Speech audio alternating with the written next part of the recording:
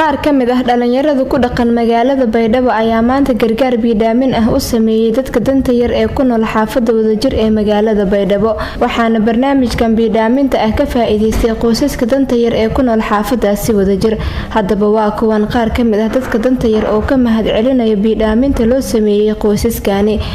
horta maadada koowaad maxad ilaahay iska la dhalinyarada walaanyagana oo hanin gurmudeen meelaraay biyo sidoo hadda jiilala jir bil maarsil ka jiraan male kuleel doronga jir hanin gurmudeen kamaatinin boqolkiiba boqol kamaatinin dhalinyarada oo team lafti garan aan deysidi meelaraay yoon ciidan kamaatinin boqolkiiba boqol kamaatinin waqti oo zaid ah wali kuleel anin kooyan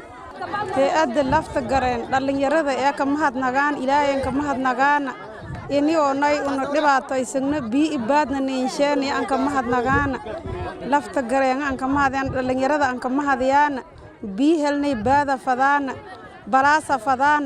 shan darwada fadaan dhilmaanyaha dabana aamahayte ilaahay maade badarka aan baahangna bulshada kule arago haytan maxad koowaad ma iska hortay ilaahay iska le tan lama dhalinyaradan oo aan gurmitay oo ka soto qiibta lafta gareen maxad iligan ka nagaano una dadka oneeyo sagaalka kaam la guuriyay barakacayaasha usub ana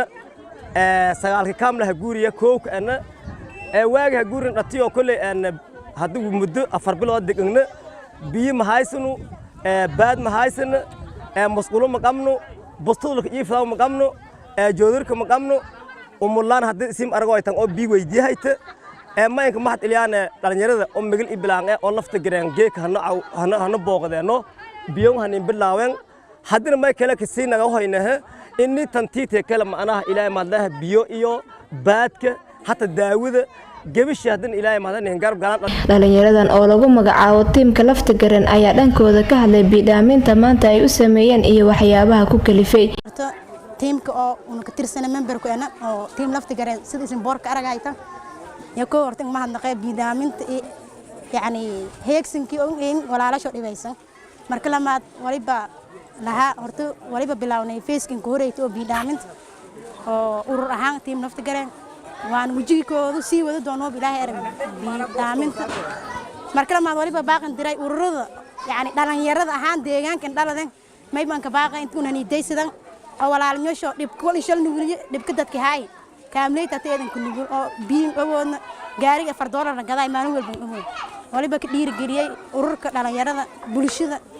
ورضى يعني مجال كجران ولي بأذن كدير جريء تاني دايس ذا أو بيدعمن تبلاغ ولا عنيش أو قدام قدام. الحمد لله رب العالمين. جيك ونوغو تيم لفت جرين ما يبقى بيدعمن صوبني. كامم كمية كامم كمجالات بدو قاسة كامم كأريا هرير كذي وكياله كامم كاس باهي بدن يك جرت باهي ده ميل رأي حساسية باهي أساسية كجرت ما باهي ده اسمه يبقى كمية بيلان هايت عنتلان هايت تويلان هايت هوي جلانتيس يو عنتلا لانتيا يو بيو لانتيونا ما يبقى سبب باينا عذر بدن تاس أو dadkun muddo badan ha ku kabsado aysiin deegaanadii oo iyo ha ku qaxeen hadda dibaniin kanaga korna dadkun may baan baahanayna inta la garab suruma dadan yar walaaladan aw way kala aan ka tala galnay wal walaagay taageero iyo mucaawanaada oo qowda korna intii walaalagan tabaalaysan qobana weena dhalinyaro haysal qaami oo aan ku danqaday dhibaatada biilaanta lata oo ka hayta umada eedan dhibaataysan qaasatan dadka barakacayaashka dhibka ka haysata biilaanta asaasi waa biyo wal oo macna biyo ku horeeyay mala walaal biyo ku horeeyay nolol bini'aadanka biyo ku horeeyay